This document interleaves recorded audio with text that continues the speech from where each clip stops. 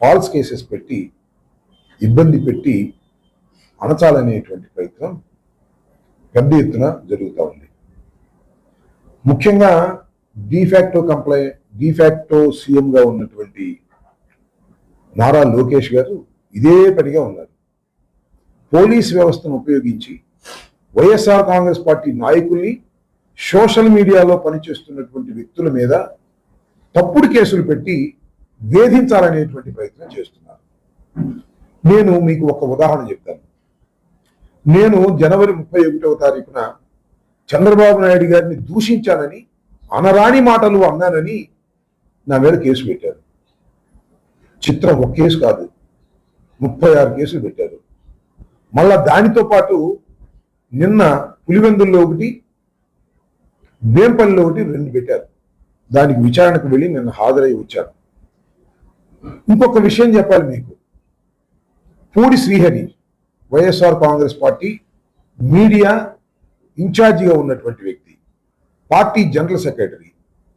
ఆయన ఒకసారి అరెస్ట్ చేశారు. దేనికి అరెస్ట్ చేశారంటే చంద్రబాబు నాయుడు గారి మీద పోస్ట్ పెట్టారని అరెస్ట్ చేస్తే కోర్టు వారు బెయిల్ ఇచ్చారు.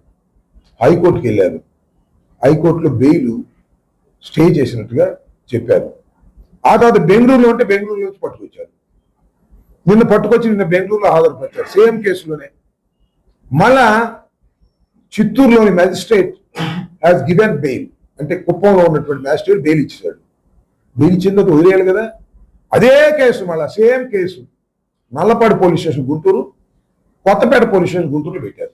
సేమ్ ఫ్యాక్ట్స్, సేమ్ కేసు పెట్టి ఆయన గుంటూరు తీసుకొచ్చారు. గుంటూరు ఇవాళ కోర్టులో హాజరుపరిచారు. ఇప్పుడు అక్కడ విచారణ జరుగుతూ ఉంది. ఇంకో కామెడీ చెప్తా. పూడి శ్రీహరిని హాస్పిటల్కి ఎగ్జామినేషన్ తీసుకెళ్ళడానికి ఆటోలో తీసుకెళ్లారు. ఆటోలో తీసుకెళ్లి మళ్ళీ అక్కడి నుంచి కోర్టుకు తీసుకురావడానికి జీపులో వెనక సీట్లో కూర్చోబెట్టారు. అంటే మానసికంగా హింసించాలి అనేటువంటి ఒక ప్రయత్నం. అర్థమవుతుంది కదా అందరికీ. నన్ను అదే విధంగా మానసికంగా హింసించాలని, పూడి శ్రీహరిని అదే విధంగా మానసికంగా హింసించాలని ప్రయత్నం చేస్తున్నారు పోలీసు వారు. నేను పోలీసు వారికి చెప్తున్నా, అయ్యా ప్రభుత్వాలు శాశ్వతం కాదు. తెలుగుదేశం ప్రభుత్వం కలకాలం ఉండదు. మళ్ళా వైఎస్ఆర్ కాంగ్రెస్ పార్టీ అధికారంలోకి వస్తుంది. ఇలా మీరు వ్యక్తుల్ని, లీడర్ని, సమాజంలో గౌరవం ఉన్నటువంటి వ్యక్తుల్ని మీరు ఈ విధంగా హింసించేటటువంటి కార్యక్రమం చేయటం అనేది చట్ట వ్యతిరేకమైనటువంటి అంశం. మీ పాపాలు కూడా పొందుతాయి.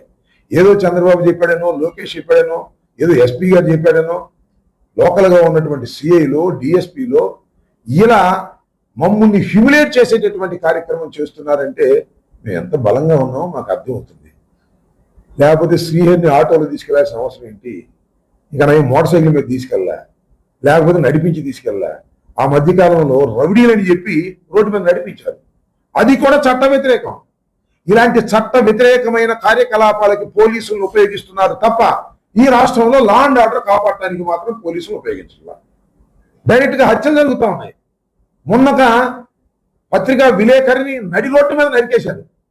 లా అండ్ ఆర్డర్ ఎంత ఉందో అర్థమవుతా ఉంది. మొన్న ఒక విలేకరిని కొట్టారు. ఇలా విలేకరుల మీద కూడా దాడి చేసే పరిస్థితులు వస్తున్నప్పుడు వాటిని ప్రివెంట్ చేయడానికో, అలా దాడి చేసిన వారిని శిక్షించడానికో పోలీస్ యంత్రాంగం పనిచేయకపోవడం చాలా దురదృష్టకరమైనటువంటి పరిణామాలు.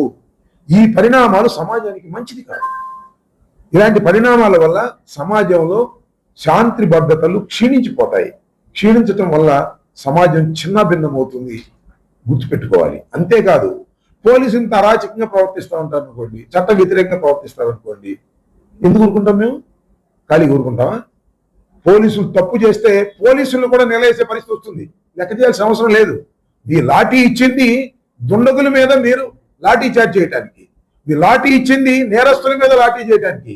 అంతేకాని పొలిటీషియన్స్ మీద లాఠీలు విసరాలని, కొట్టాలని, కేసులు పెట్టాలని అనుకుంటే చాలా ప్రమాదం.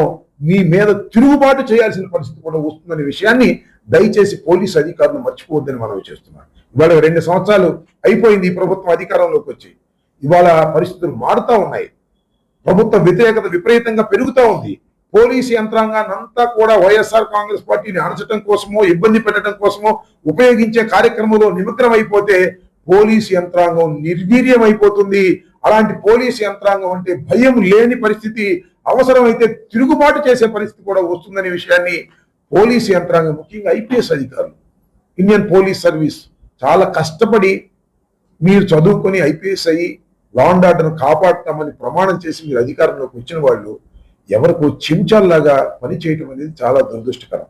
నేను అందరూ ఐపీఎస్ అధికారులను అంటలా, చాలా మంది వెన్నెముకున్నటువంటి అధికారులు ఉన్నారు, కానీ వారు మాత్రం కేవలం ఒక నాన్ ఫోకల్ పోస్టులో పెట్టి ఈ ఎవరైతే ఏం చెప్తే అది చేస్తారో వాళ్ళందరినీ ఫోకల్ పోస్టులో పెట్టి మీరు ఈ ప్రభుత్వం, కూటమి ప్రభుత్వం, చంద్రబాబు నాయుడు గారు వైఎస్ఆర్ కాంగ్రెస్ పార్టీని అణచాలని ఉపయోగించుకోవటం అనేది ఒక దుర్మార్గమైన కార్యక్రమం.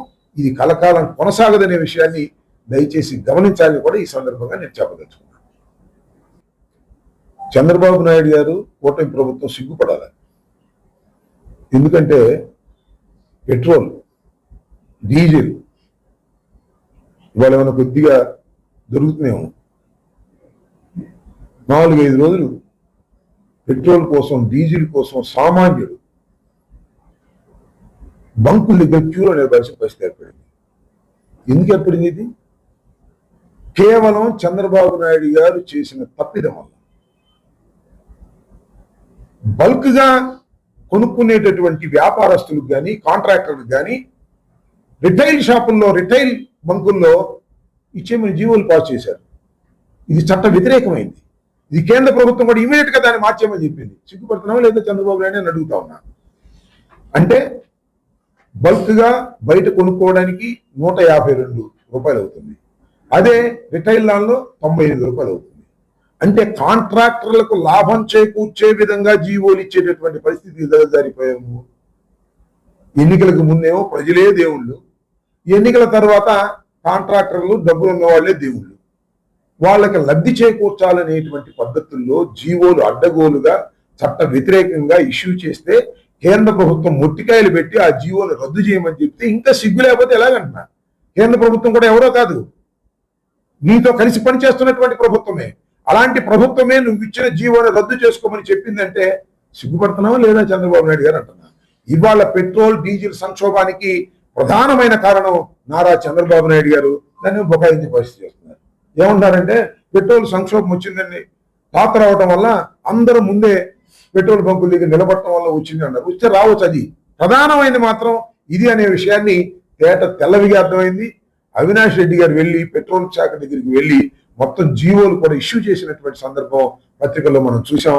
నారా చంద్రబాబు నాయుడు గారు, కూటమి ప్రభుత్వం సిగ్గు తెచ్చుకోండి. ఇలాంటి దుర్మార్గమైనటువంటి జీవోలు ఇష్యూ చేసి సామాన్య ప్రజలను ఇబ్బంది పెట్టి కేవలం కాంట్రాక్టర్లు, అమరావతిలో ఉన్న కాంట్రాక్టర్లు లేకపోతే మరొకరికి దోచి పెట్టాలనేటువంటి పరిస్థితులు మీరు తీసుకొస్తున్నారు. ఇది చాలా దుర్మార్గమైన విషయం. అమరావతి కోసం దేన్నైనా సరే త్యాగం చేయాలనే పరిస్థితుల్లోకి మీరు దిగజారిపోయారు. ఆ అమరావతి ఏమో అయ్యేది కాదు, పెట్టేది కాదు. నా జన్మలో అవదు, చంద్రబాబు జన్మలో అవదు, లోకేష్ జన్మలో అవదు.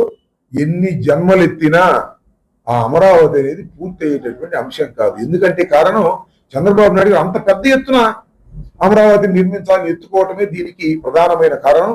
చాలా దుర్మార్గమైన డిసిషన్స్ చంద్రబాబు నాయుడు గారు తీసుకోవటం వల్లే అమరావతి పూర్తయ్యే పరిస్థితి లేకపోగా అమరావతి అనేది నిత్యం మనని దోచుకునే విధంగా, ప్రవర్తించే విధంగా చేస్తుంది. ఖజానాకు బొక్కలు పడే విధంగా చేస్తుంది. ఇప్పటికే 75,000 కోట్ల రూపాయలు అక్కడ ఖర్చు పెడుతున్నారు. ఇప్పుడు ఆల్రెడీ టెండర్లు ఇచ్చి మొత్తం 2 లక్షల కోట్లు ఇవాళ అంచనాల ప్రకారం. మరి రాను ఎంత పెరుగుతుందో తెలియదు మనకి. ఈ విధంగా అమరావతి పేరుతో దోచుకునేటటువంటి కార్యక్రమం చేస్తున్నటువంటి చంద్రబాబు నాయుడు గారు ఇప్పటికైనా ఆలోచించండి. ప్రజలు మిమ్మల్ని క్షమించరు. మీరు ఇస్తున్నటువంటి ఈ తప్పుడు జీవోల గురించి లేదా మీరు చేస్తున్నటువంటి ఈ తప్పుడు విధానాల గురించి ప్రజలు చాలా తీవ్రమైన వ్యతిరేకతతో ఉన్నారనే విషయాన్ని మీరు గమనించి పునరాలోచించుకోవడం మంచిదని మాత్రం ఈ సందర్భంగా చెప్పవచ్చు. చెప్పుకోవాలి. గూగుల్ డేటా సెంటర్ వైజాగ్ లో జీతో పాటు ఏ ఉందనేది కూడా ప్రజలు గుర్తించినారు. ఈ రోజు అదానీ డేటా సెంటర్ అనేది జగన్మోహన్ రెడ్డి గారు తీసుకొచ్చినారని చెప్పేసి ఈ రాష్ట్రంలో ఉన్న ప్రతి ఒక్క ప్రజానికానికి తెలిసినటువంటి అంశం. కానీ అదానీ డేటా సెంటర్ ని మేము ఓపెన్ చేస్తున్నాం అని చెప్తే ఎక్కడ జగన్మోహన్ రెడ్డి గారికి క్రెడిట్ వస్తుందో అని చెప్పేసి ఒక దుర్మార్గమైన ఆలోచనతోటి ఈరోజు గూగుల్ అని చెప్పేసి ప్రజలకి చెప్పుకోవాలనుకున్నారు.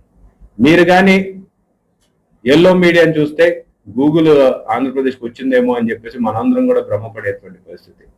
కానీ నిన్న చూశారు, సాక్షాత్తుగా వాళ్ళు చేసినటువంటి ఓపెనింగ్ లోనే, వాళ్ళు ఇచ్చినటువంటి యాడ్ లోనే మొదటి పేరు వచ్చేది అదాని. ఎందుకంటే ఇది అదాని డేటా సెంటర్, అదాని వాళ్ళు కడుతున్నటువంటి డేటా సెంటర్, దాని క్లయింట్స్ వచ్చేసి గూగుల్ అండ్ ఎయిర్టెల్. దాన్ని పేరు మార్చి ఈరోజు క్రెడిట్ చోరీ, ఈ మధ్య ఫ్యాషన్ అయిపోయింది, క్రెడిట్ చోరీ అని చెప్పేసి వాళ్ళే చెప్పుకుంటారు. ఎటువంటి